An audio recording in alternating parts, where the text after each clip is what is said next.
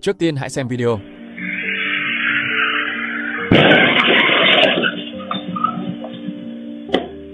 Đây là một vụ tai nạn giao thông đang gây sốt gần đây. Nhiều cư dân mạng thắc mắc sao chiếc taxi này lại yếu đuối đến vậy, chỉ bị va chạm từ bên hông mà vỡ tan như thế. Và chúng ta cũng để ý thấy sau khi tai nạn xảy ra, có hành khách ngồi sau bị văng ra khỏi xe. Và tất cả những điều này không phải do taxi yếu đuối, mà là do chạy quá tốc độ và không thắt dây an toàn.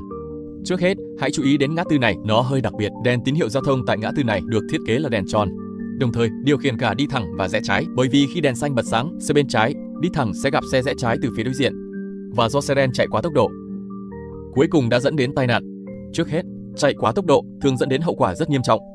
Hãy xem những tình huống này.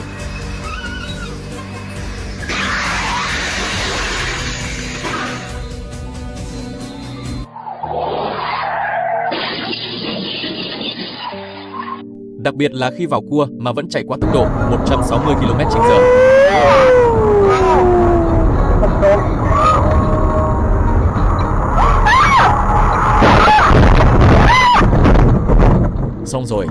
Xong rồi, rõ ràng là do vào cua quá tốc độ. Lực ly tâm đã vượt quá, lực ma sát tối đa giữa lốp xe và mặt đường, khiến bánh sau bị trượt và thân xe bị lệch hướng. Cuối cùng, ở tốc độ cao, xe mất kiểm soát và gây tai nạn. Chiếc taxi trong video đầu tiên đang trong quá trình rẽ trái thì bị xe đen chạy quá tốc độ tông vào, lúc tác động toàn bộ vào bên hông xe. Các bộ phận chịu lực chính là trụ B và dầm chống va chạm bên trong cánh cửa. Dù trụ B được làm bằng thép cường độ cao, nhưng về bản chất, nó chỉ là một cột chịu lực cố định, một cột chịu lực duy nhất phải chống lại toàn bộ động năng va chạm của xe. Độ bền và khả năng phân tán lực kém xa so với va chạm từ phía trước, nơi có hai dầm dọc cùng với toàn bộ khung gầm tạo thành vùng hấp thụ lực dài tới 80 đến 100 cm. Vì vậy, thông thường, va chạm từ bên hông thường nghiêm trọng hơn va chạm từ phía trước. Đây cũng là lý do khiến nhiều người thắc mắc tại sao chiếc taxi lại yếu đuối như vậy. Hãy chú ý, sau khi tai nạn xảy ra, có hành khách bị văng ra khỏi xe. Đó chính là hậu quả của việc không thắt dây an toàn. Hãy xem những tình huống này.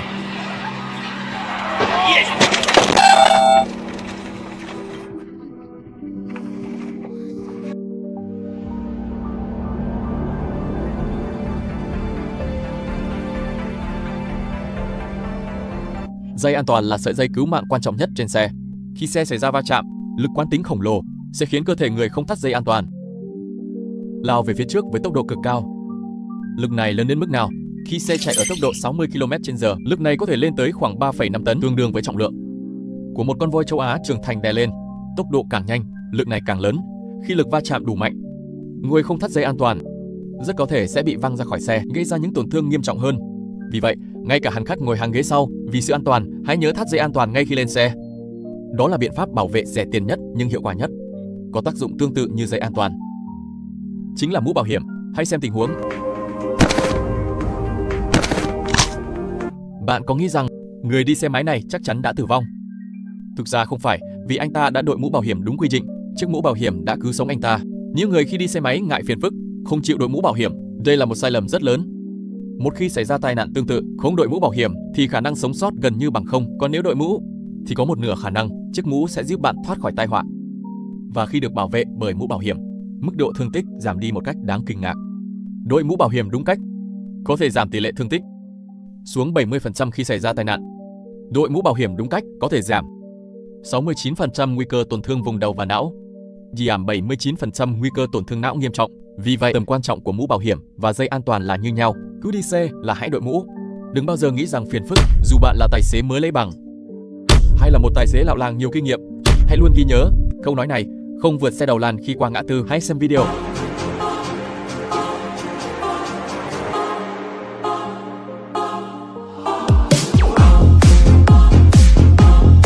Đây chính là câu trả lời mẫu mực cho việc không vượt xe đầu làn. Xe trắng phía trước đã đi qua an toàn, xe quay video và xe buýt đã đến giữa ngã tư, và xe buýt cách qua khỏi ngã tư cũng chỉ trong tích tắc. Lúc này, hầu hết mọi người đều nghĩ rằng sẽ không có xe máy điện nào băng ngang nữa.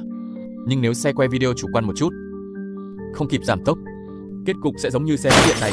Hãy xem những tình huống tương tự. Xe bên phải bật đèn phanh, xe quay video không cảnh giác mà còn tăng tốc. Kết quả, ôi, may mà tôi không chạy nhanh hơn. Nếu nhanh hơn một chút, tai nạn sẽ nghiêm trọng hơn nhiều. Hãy xem những tình huống này. Trời ơi, trời ơi, trời ơi! Đây là xe Suzuki của cơ quan tôi.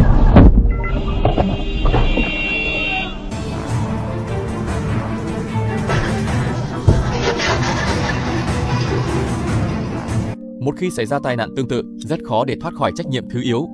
Vì vậy, để tránh tai nạn, nhất định phải học thói quen lái xe phòng thủ, không vượt xe đầu làn, nhưng cần lưu ý nhiều chi tiết. Các bạn nói rằng chỉ cần thấy xe bên phải bật đèn phanh thì mình phanh theo là được. Đó thực ra là một quan niệm sai lầm. Quay lại video đầu, chúng ta có thể thấy khi đèn phanh của xe buýt sáng lên và bắt đầu giảm tốc, xe quay video vẫn chạy bình thường một đoạn, đến khi ngang vị trí giữa xe buýt mới có động tác giảm tốc rõ rệt, bởi vì cơ thể con người từ lúc cảm nhận xe bên cạnh giảm tốc đến khi chân chuyển từ ga sang phanh cho đến khi đạp phanh cần khoảng 1,5 giây thời gian phản ứng. Trong 1,5 giây đó, xe chưa hề giảm tốc chút nào. Nếu lúc đó xe quay video đang chạy với tốc độ 40 km/h thì 1,5 giây phản ứng đó, xe đã đi khoảng 17 m. Dù đã phanh ngay lập tức, cũng sẽ va chạm với xe máy điện.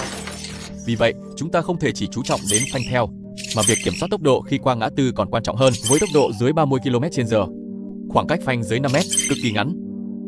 Khi qua ngã tư với tốc độ như vậy, chúng ta mới có thể nhận ra xe bên cạnh đang giảm tốc và phanh theo, đồng thời với việc đạp phanh là xe dừng ngay lập tức, một cách an toàn và nhẹ nhàng để tránh tai nạn.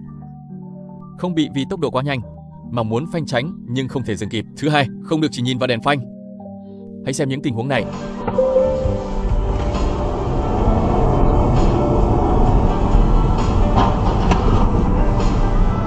Cho đến khi tai nạn xảy ra, hai chiếc xe này không hề bật đèn phanh.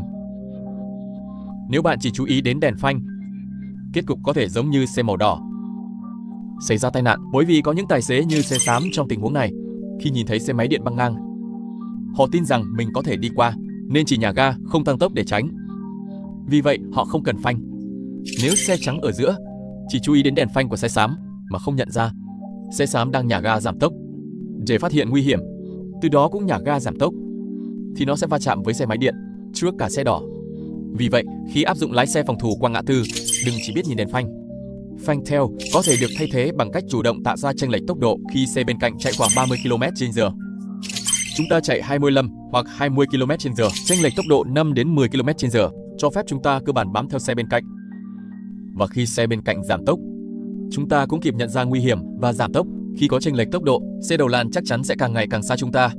Một khi phát hiện xe đầu làn đang ngày càng gần lại mà không tiếp tục kéo giãn khoảng cách, đó là xe bên cạnh đang giảm tốc. Lúc này chỉ cần phanh theo là có thể tránh được tai nạn.